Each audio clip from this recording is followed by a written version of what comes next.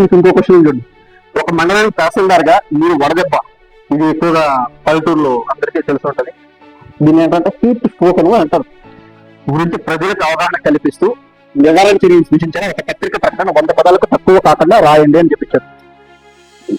ఇందులో కాన్సెప్ట్ ఎవరికైనా అర్థం కాకుండా అంటే వడదెబ్బ గురించి ప్రతి ఒక్కరు రాసినారా ఆన్సర్లు రాసినారు కదా. ఇందులో వడదెబ్బ అంటే ఏదో తెలియని అని రీజన్ ఉందా?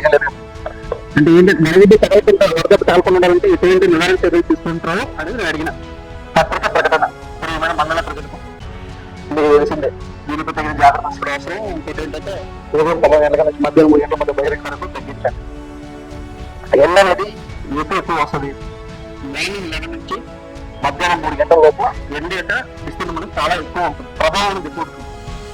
వడదెబ్బ ఎట్లా వస్తుంది? మనము టయానికి తగ్గిన పోషకాహారాలు తీసుకోకపోవడం వల్ల మనకు ఎక్కువ వడదెబ్బ తగ్గుతుంది.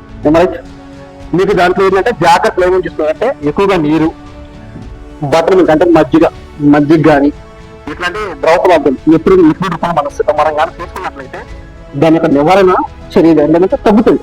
ప్రభావం ఎక్కువ కాకుండా కొంచెం తక్కువ ఏదైనా ఉంటుంది. అదేవిధంగా సూర్యకిరణాలు ఎక్కువ పడే సూర్యకిరణాలు మన నది ఎప్పుడు పడతాయి. సూర్యకిరణాలు ఎక్కువగా పడే సమయంలో తలపై గుడ్డ లేదా టోపీ పెట్టుకోవడం వల్ల. నెక్స్ట్ ఏంటంటే పొడిగా కాంతిలో ఉండి హెల్తీ దుస్తులు ధరించడం. వయసున్న వారు, చిన్నపిల్లలు, గర్భిణీలు ప్రత్యేక శ్రద్ధ తీసుకోవాలి. ఎవరికైనా అధిక ఉష్ణోగ్రత, చెమటలు రావడం, ఆగిపోవడం, తలనొప్పి, మలబద్ధకం, అకస్మాత్ లక్షణాలు కనిపించిన వెంటనే దగ్గర వైద్య కేంద్రాన్ని సంపాదించాలి. ఇది సిమ్టమ్స్. ఇది వడదెబ్బ రావడానికి సిమ్టమ్స్ ఏంటంటే అధిక ఉష్ణోగ్రత, చెమటలు రావడం కానీ, దాంతో పాటు ఏంటంటే తలనొప్పి, మలబద్ధకము, వీటికనే సిమ్టమ్స్.